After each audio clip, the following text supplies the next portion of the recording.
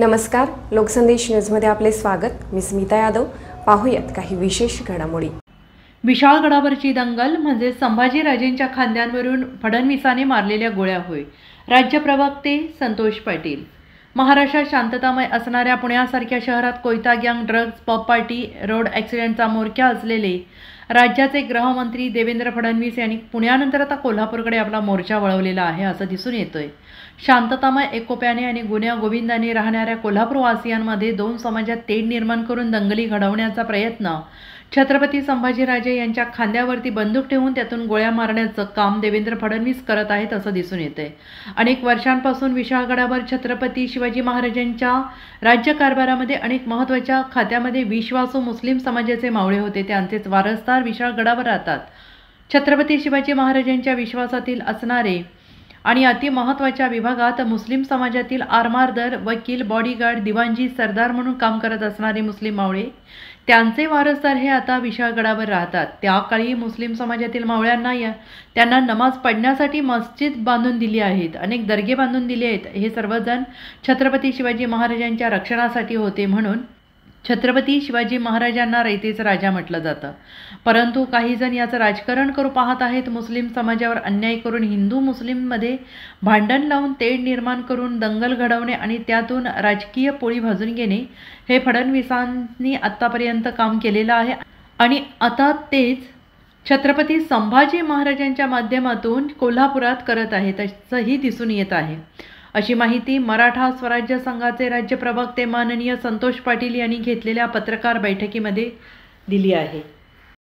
असं वक्तव्य व किडे करण्याची सवय असणारे राज्याचे गृहमंत्री देवेंद्र फडणवीस यांनी पुण्यामध्ये मागील काळामध्ये drugs, pub party, road accident आणि ड्रग्जचे प्रकार या पुण्यामध्ये घडवून पुण्यामध्ये एक चुकीचा संदेश पुण्यामध्ये दिला आणि पुण्याचं वातावरण बिघडण्याचं काम हे खरं देवेंद्र फडणवीस केले।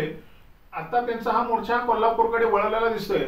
कोल्हापूरमध्ये विशाळगडावरती जे मुस्लिम लोक राहत होती, त्या मुस्लिम लोकांच्या जे वास्तव करत होती त्या ठिकाणी काही हिंदुत्ववादी संघटनेचे कार्यकर्ते पुढे करून आणि छत्रपती संभाजी महाराजांना पुढे करून आणि छत्रपती संभाजी महाराजांच्या खांद्यावरती बंदूक ठेवून त्यातून गोळ्या मारण्याचं काम हे देवेंद्र फडणवीस यांनी केले।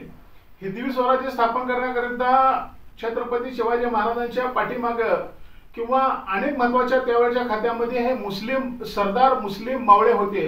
त्यांनी छत्रपती शिवाजी महाराजांचा विश्वास संपादन करून त्या ठिकाणी खूप मोठी साथ छत्रपती शिवाजी महाराजांना दिली। छत्रपती शिवाजी महाराजांनी 18 पगड जातींना एकत्र करून हे हिंदवी स्वराज्य स्थापन केले।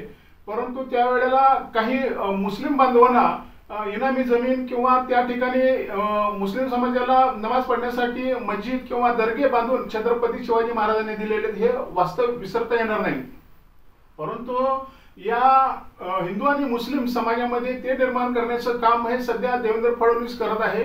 ते छत्रपती संभाजी महाराजांना पुढे करून असं ह्या विशाळगडावरती दिसतंय। विशाळगडावरती ज्या मुस्लिम समाज राहत होता, बरेच कुटुंब त्या ठिकाणी होते, त्यांना वास्तविक पाहता एक नोटीस द्यायला पाहिजे एक महिनाभराची की तुम्ही खाली करा। परंतु ऐन ह्या अतिवृष्टी खूप मोठ्या पावसाळ्यामध्ये त्या लोकांचे हाल हे केले। ह्याचे पाप येणाऱ्या विधानसभेच्या निवडणुकीच्या वेळेला या देवेंद्र फडणवीसांना भोगावे लागतील। कारण दोन समाजामध्ये ते निर्माण करून काहीतरी आपली पोळी भाजण्याकरता हा केलेला प्रकार केल्याने दिसतोय। परंतु हा निषेधार्थ आहे असं मी या ठिकाणी मानतो आणि पुढील भविष्य काळामध्ये या समाजातील किंवा या राज्यातील लोकांनी भारतीय जनता पार्टीच्या आणि देवेंद्र फडणवीसची जागा दाखवून द्यावी अशी या ठिकाणी मी विनंती करतो।